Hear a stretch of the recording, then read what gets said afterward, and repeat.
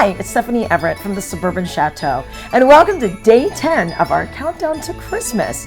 And today we're going to be sharing a little cooking with you. I recently prepared our Thanksgiving turkey, and I had a chance to videotape that. And I wanted to kind of demystify the cooking of a turkey. I think the turkey is the most simple thing to cook of anything on the holiday table. And I started out as a young homemaker with one of the very first Thanksgivings, making a big Thanksgiving meal for all of our extended family. And so I got really into making turkeys early in my career as a homemaker. And I thought it was a little bit surprising the first time I made a turkey, what was actually inside that frozen beast. And I can't wait to demystify that turkey and share with you my recipe for an easy to make turkey. Hey, as promised, today's vlog is demystifying that turkey for your holiday meal.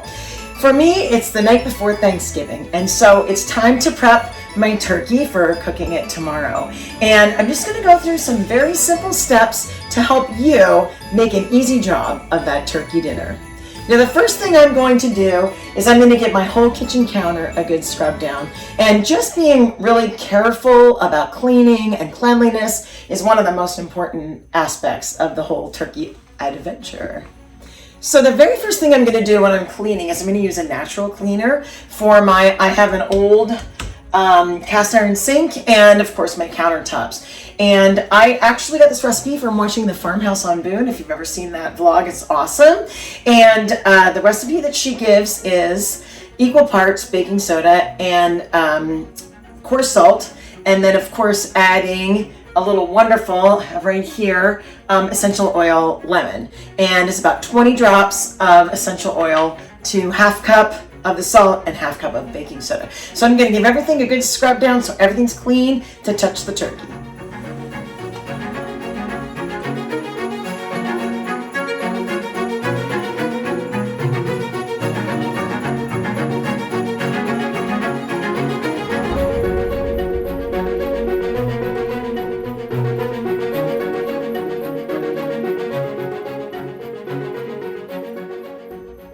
Okay, we've cleaned everything. The sink's been cleaned. I used traditional dish detergent, and then I went back with the counters and used my mixture of salt and baking soda and lemon essential oil.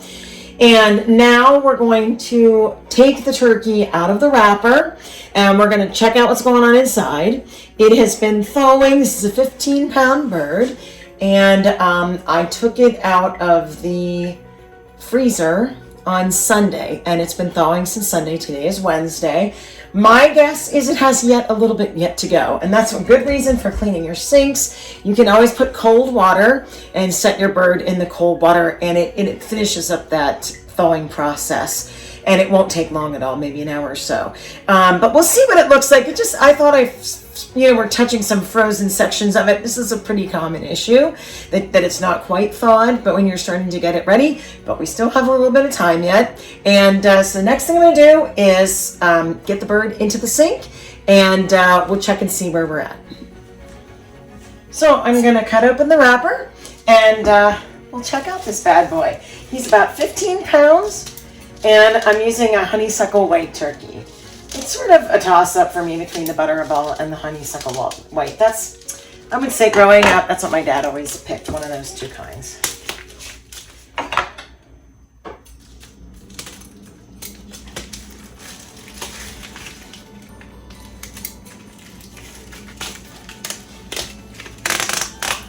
And I do usually save the wrapper. That way, if I need to check back on cooking times, everything's written on the inside of the wrapper. So I'm going to cut it and we'll save it just in case I need to know what the cooking times are.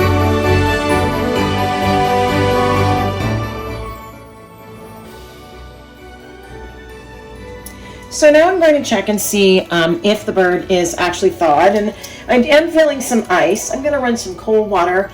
And you just can't keep your hands too clean during this process. You don't want to contaminate any part of the bird. So I'm just going to keep a little bit of cold water running as we go. And the very first thing we're going to do is get our legs out of the plastic. In this case, it has like a little plastic holder. That's not always been the case that I remember other years. You can see this is a little bit frozen. So I'm looking at some of the things that have to come from the inside of the bird and out. And it looks like it still has some ice going on inside. So we'll kind of give that some cold water, and if I can shake it free, and I might be able to, we'll get the part that needs to come out of this part.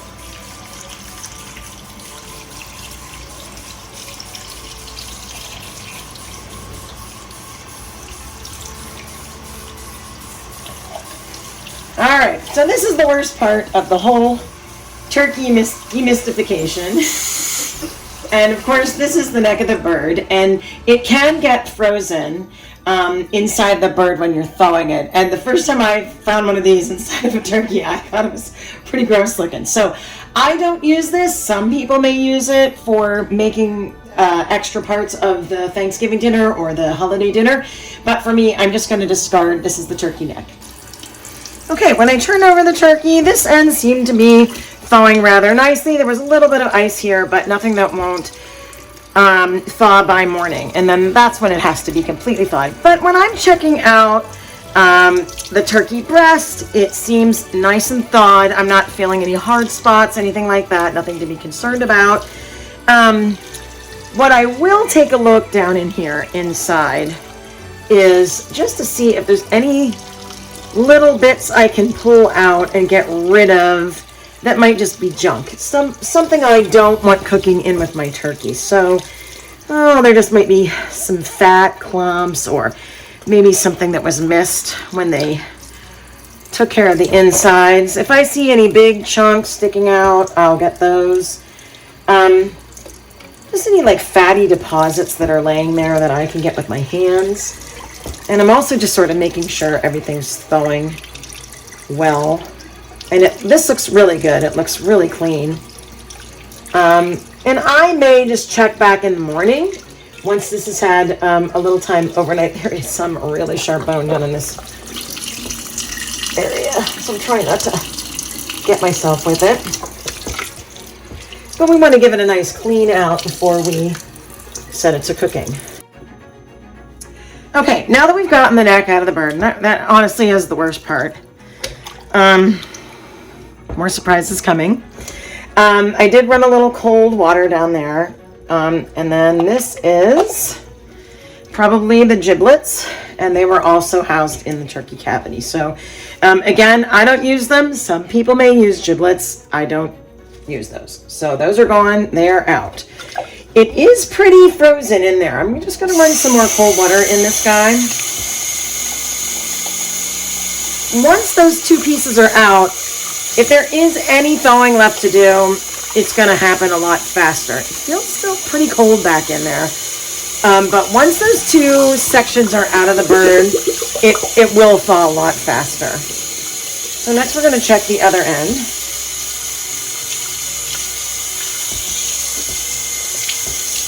And as I say, I just continually keep washing my hands during this process.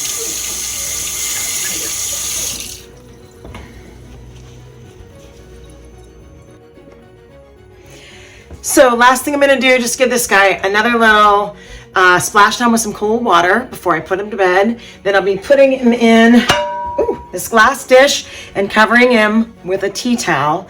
And then I'll ask my husband to take him down and put him in the basement fridge for a nice little sleep before we cook him up tomorrow. Welcome back to the Suburban Chateau. It's Thanksgiving morning and trying to put the final touches on our turkey, who's been sitting in the fridge overnight, and he's doing better. He's all out, ready to go.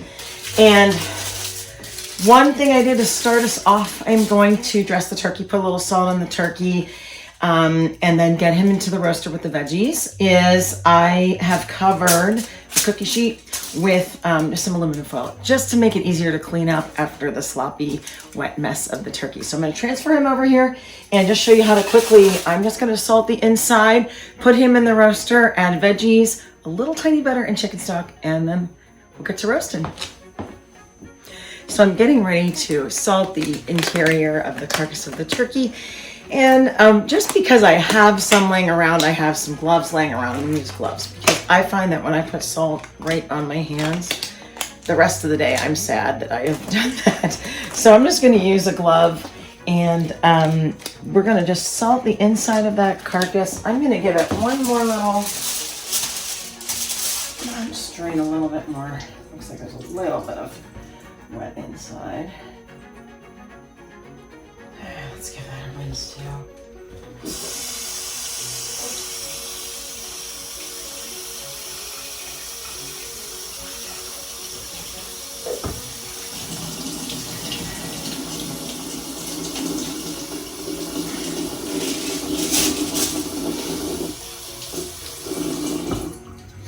Okay, so what I'm going to do is I'm going to turn over the turkey first and salt this cavity just a little bit. And what I did is I poured some salt into a dish. That way I'm not touching the salt container and re-contaminating it with any bird juices.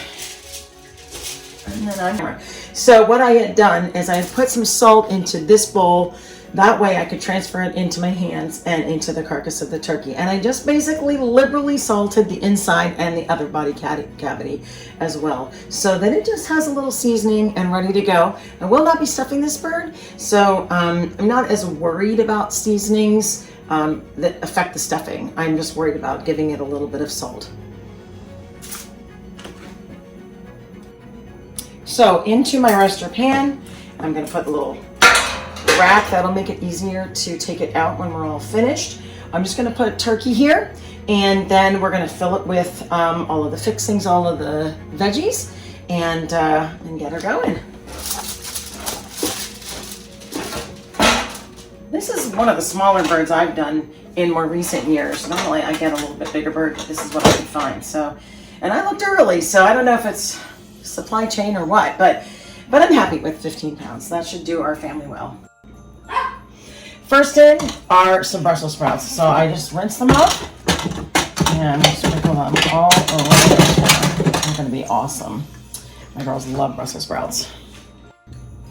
Next, I'm adding whole mushroom, and I gave them a good wash, and I might put some more in. We'll see how that fits. Next is carrots.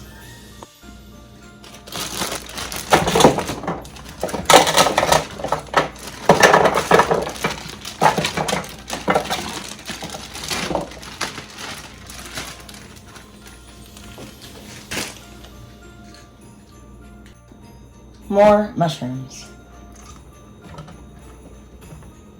Can't have too many mushrooms, my goodness. What would the pilgrims say? Next, I'm going to add some chicken stock just to keep everybody happy and moist. I'm going to use 2 boxes. They are 32 ounces each. I have a third one just in case it's looking dry. That's on deck next in case we need to add that, but this is adding a nice lot of juice to things.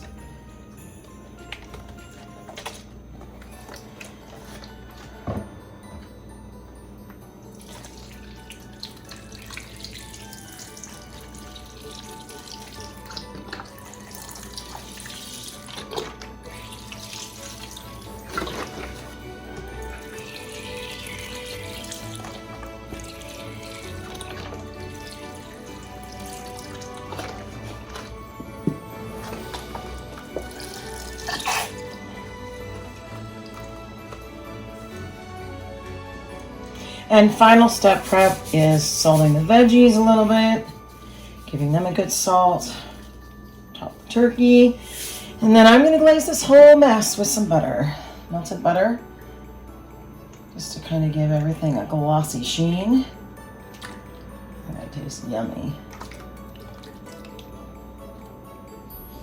And I realize this is an Oster roaster, not a Hamilton Beach, and Hamilton or Oster recommends that you set your timer for 350. I noticed when I pulled it out of the box, it had said 350, so I think that's what I did last time as well.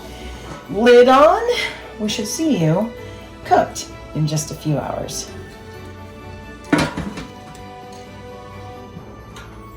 Oops, forgot the celery.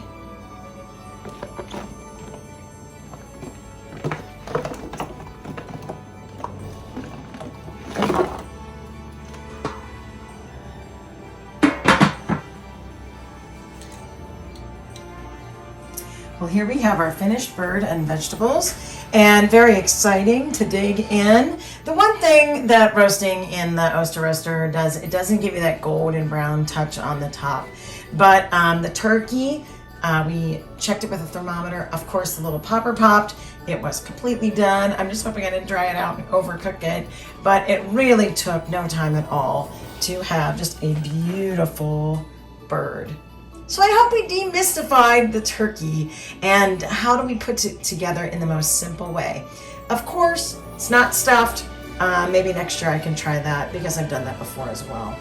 And these veggies are going to be amazing in that turkey broth. So right now I'm finishing up my gravy and we'll get things put together for Thanksgiving dinner.